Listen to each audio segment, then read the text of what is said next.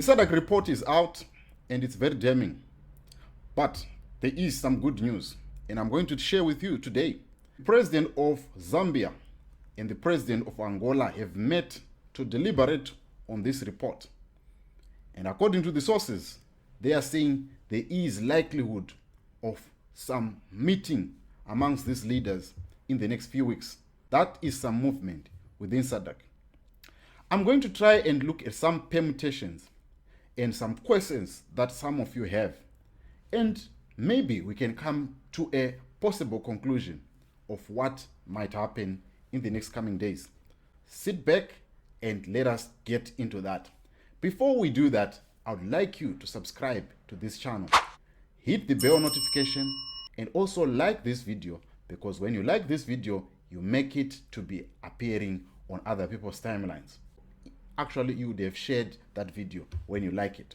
Back to the business of the day. The first thing that we must understand is that these are the questions that are in people's minds. The first question is, what will SADC do?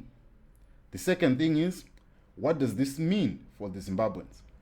And the third thing is, are we going to see a rerun of election? I'm going to try to answer these questions in this presentation.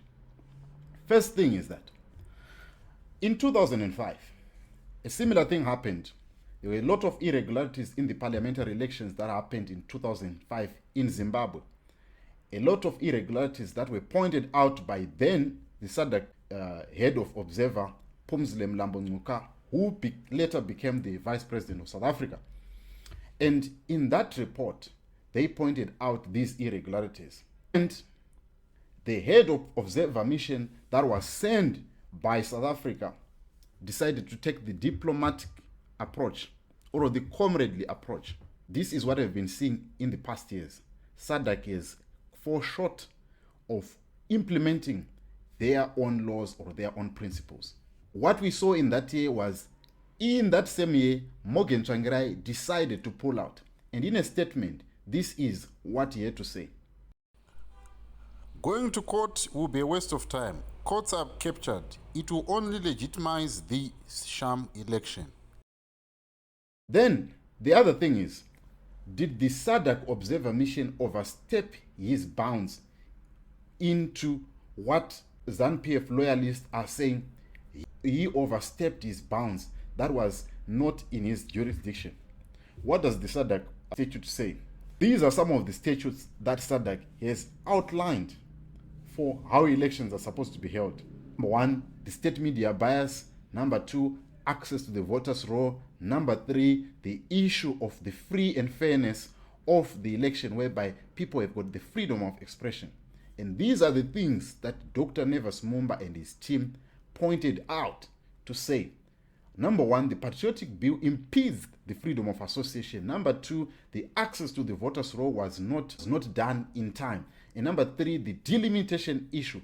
So all these things that the SADC observer mission, if you look at them, and I'm going to give you the PDF in the description below so that you can read for yourself these statutes and guidelines of SADC.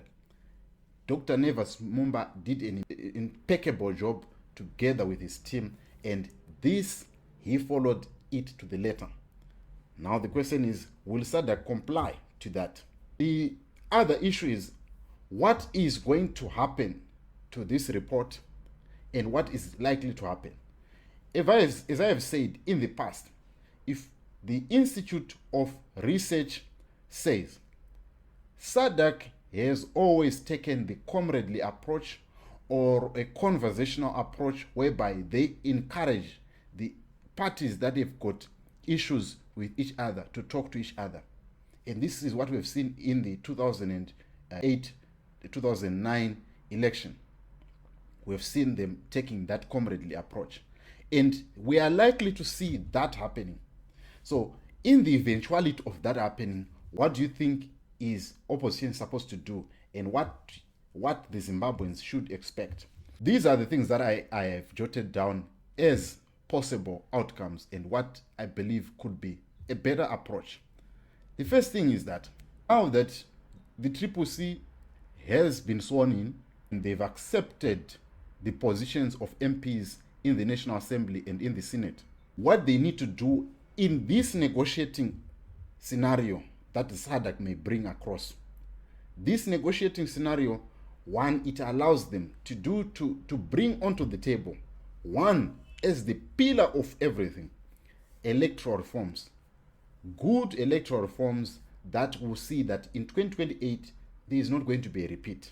So on the table, electoral reforms. Then the second thing is, in their parliament, these are the things that they should be pushing for: electoral reforms and repealing of some of the laws that have been enacted in the past 2 years, which is MOPA, the PVO bill, and also the Patriotic Bill. All these laws that have got impediments in the freedom of speech, they must repeal them so that they will not affect them come 2028 or in the time of campaigning. Another advantage that is there is, now that they might be in a GNU or a coalition or a setup of whereby the two parties, Triple C and ZANU-PF, have to find a consensus or find a middle ground, it gives them an advantage that they would have access to the rural area vote, which has always been the bone of contention.